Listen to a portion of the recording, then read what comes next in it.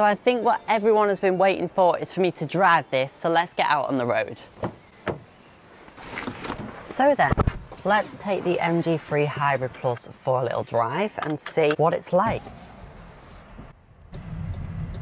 Smooth off the line, put my foot down to 30 and it just feels very smooth overall. So it's got a 1.5 naturally aspirated engine with a 3-speed auto and a 1.83 kilowatt hour hybrid battery. Now, if you're used to plug-in hybrids and electric cars, that might sound absolutely like a tiny battery, but it's actually double the size of a Toyota Yaris, so that's really, really decent. Compared to a mild hybrid, a Ford Fiesta's got a 0.5 kilowatt hour battery, so it's more than 3 times bigger than that car. Off the line speed is pretty good, with 0 to 62 in just 8 seconds. It's very impressive, and it's what we'd normally see from 1.8 or 2 litre hybrid powertrain. It's not a 1.5. Something that makes the MG3 Hybrid Plus quite unique is the engine setup. You've got a 4-cylinder 1.5 litre naturally aspirated engine with the hybrid powertrain together. So this puts out about 100 brake horsepower, as does the electric motors. It goes together for 192 brake horsepower combined output, and that 0 to 60 in just 8 seconds, which is very impressive. It's all to the front wheels, so unlike the electric MG4, which is rear wheel drive, this powers the front wheels only. So very impressive hybrid powertrain actually. It's quite interesting and quite unique. It's got a 3-speed automatic gearbox as well, rather than a CVT. So yeah, it does feel a little bit smoother and it is quite responsive as well. Especially going from 0 to 40, for example, you hardly ever get noise. So if you do a lot of town driving, this could be a great option for yourself, especially if you want something that's a little bit nippy and doesn't feel sluggish. This is a really good option. So this is your engine, a really good setup actually. The electric motor's doing quite a lot, and that 1.8 kilowatt hour battery is really large for a small hybrid. So they've done a great job here. The bonnet is just on a strut, but it is quite light, which is great. There's 3 levels of regen braking. There isn't any paddles for the regen. So energy regeneration high. 3 settings of regen. So there's low, medium, and there's high. I've put it in high. Come off the accelerator in high regen.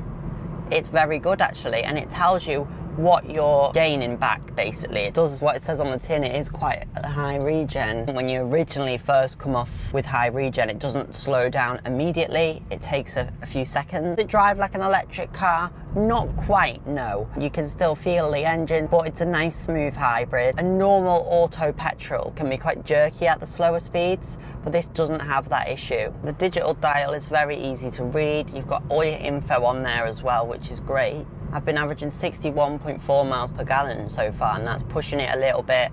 That's over 5.5 miles. That's very good. It's like a warm hatch. It's not a hot hatch level, but it's not a slow, luggish car at all. It's very good. In terms of its responsiveness and power, the hybrid car I've driven that feels most similar to it is probably a Honda Civic, and that's a much more expensive car than this. Very good, so well done, MG. Actually, pretty fun to drive on these back roads. Handles well in the corners, the steering's quite direct as well and sharp.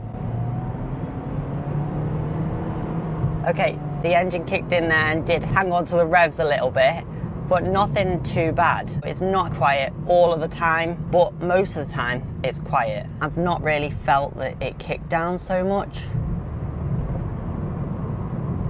Yeah, it's smooth. It doesn't really roar like a normal hybrid would. We're up to national speed limit now, so I'll be able to go 70 and show you what it's like, what it'll be like on a motorway. So it makes a bit of a noise there. And between 60 and 70, it's not as fast, but that was fast there, or 74 there, and that's very fast. Really nice amount of regen, I think, as well. It's nice. It's sort of like putting the car into a lower gear if you were in a manual. And this will be coming in a normal petrol manual soon as well, which will start from around 15 grand, so it should be a good affordable option for many people. These 16-inch alloys do soak up the lumps and bumps a lot, and they're on the SE and Trophy for now. We may see different alloys come in the future. I think these look really nice actually. Like I say, it corners well as well. It's quite sharp and then nice and smooth. We're in EV mode now, and you can harvest quite a bit of that energy back, which is good. Something's pulled out in front of me.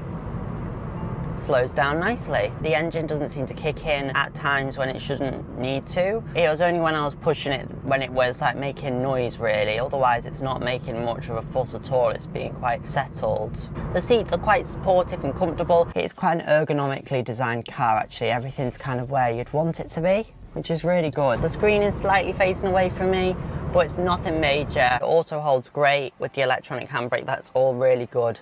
The mirrors are nice and big as well, so it's easy to see. It doesn't feel mega cheap. And I like how it is not too high up. It's a nice height. Visibility is quite good. And you have confidence because you've got that power. If you need to put your foot down coming out of a junction, easy done.